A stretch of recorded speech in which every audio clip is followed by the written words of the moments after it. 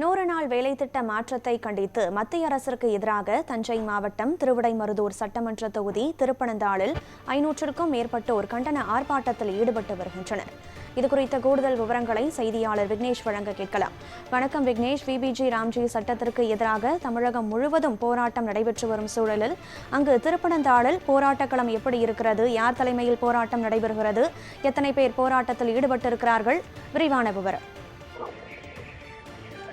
வணக்கம் கனகதாரா.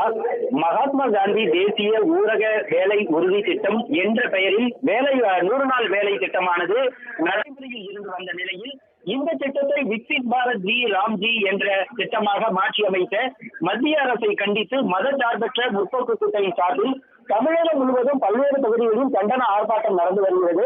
அந்த வகையில் தஞ்சை மாவட்டம் திருவிடைமருதூர் சட்டமன்ற தொகுதிக்குட்பட்ட திருப்பனந்தாளில் 500க்கும் மேற்பட்ட திமுக, மதிமுக, காங்கிரஸ், கம்யூனிஸ்ட், விடுதலை சிறுத்தை மற்றும் இந்திய யூனியன் முஸ்லீம் லீக் உள்ளிட்ட பல்வேறு இயக்கங்களைச் சேர்ந்த மதச்சார்பற்ற முற்போக்கு கூட்டணியைச் சேர்ந்த நிர்வாகிகள் மற்றும் கிராமப்புறங்களில் 100 நாள் வேலை செய்யக்கூடிய பெண்கள் உள்ளிட்ட 500க்கும் மேற்பட்டோர் கையில் பல்வேறு வாசகங்கள் அடங்கிய பதாகைகளை ஏந்தி இந்த கண்டன ஆர்ப்பாட்டத்தில் ஈடுபட்டு வருகின்றனர். குறிப்பாக மகாத்மா காந்தி தேசிய ஊரக வேலைவாய்ப்பு திட்டத்தை பழைய நடைமுறையிலேயே நடைமுறைப்படுத்த வேண்டும், பெயர் மாற்றம் செய்யக்கூடாது, கிராமப்புற மக்களின் அன்றாட வாழ்க்கைக்கு தேவையான சிறப்பான திட்டமாக இந்த திட்டத்தை எந்த ஒரு மாற்றமும் செய்யாமல் அதே நடைமுறையில் கடைபிடிக்க வேண்டும், இதனை மாற்ற துடிக்கும் மத்திய அரசை சந்தித்து கண்டன ஆர்ப்பாட்டத்தில் ஈடுபட்டு வருகின்றனர்.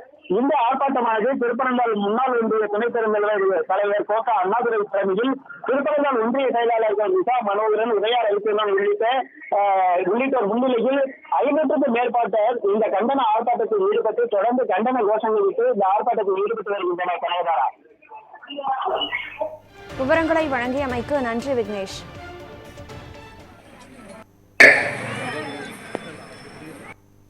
மாநில குழு சிபிஎம் சட்டமன்ற தொகுதி செயலாளர், இந்திய யூனியன் முஸ்லீம் லீக் செயலாளர் எம்.கே. மதியழகன் அவர்களே, தாவா கட்சி அவர்களே, காதர் பாட்சா அவர்களே, மனிதநேய மக்கள் கட்சியினுடைய காதர் பாட்சா அவர்களே,